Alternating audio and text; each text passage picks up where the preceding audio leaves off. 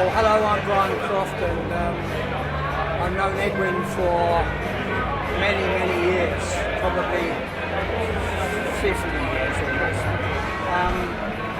I first noticed Edwin in the National Youth Theatre back in the late 60s, and he was an actor, and I was the production manager, and I started a lighting business, and although Edwin was no electrician, he came and worked for us, doing various things.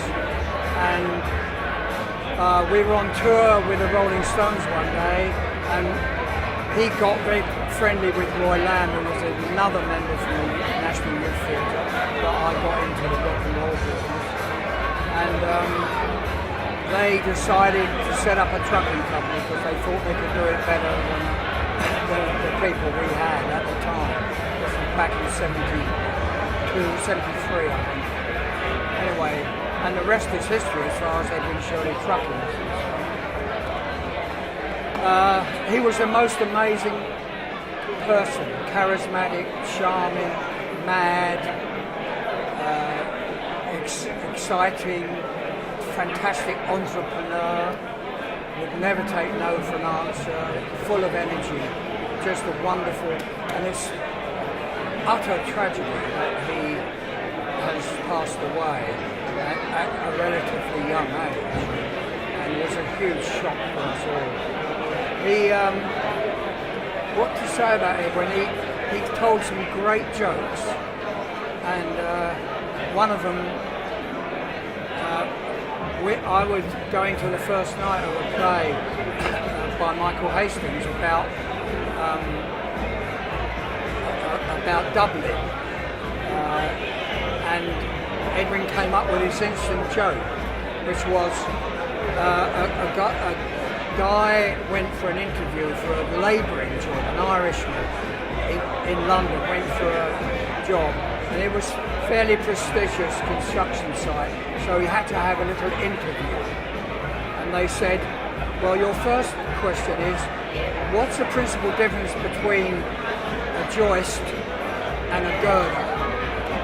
And he thought about it for a moment, and he said, to be sure, Joyce wrote Ulysses and Goethe wrote Faust. I think that's very funny to come up with that off the cuff. It was wonderful. He was very witty. No one ever remembers him being unkind about anyone. He never had a bad word for anyone. He had no malice in him, no poison at all, and he always saw the best in everyone, and he was therefore a bit vulnerable, and some of his misfortunes were really, business misfortunes were the result of trusting people too much. But that's a marvellous attribute to have. It's rather better than being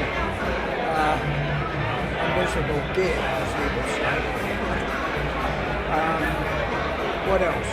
That's about it, I guess. I could think of a million stories about it. Edwin, he used to like a drink, for sure, and he looked after the special effects and the props on a Rolling Stones tour. And I have to say, the inside of the road case in which he kept all these bits and pieces and cooling fans and all that sort of thing, needed to be seen to be believed.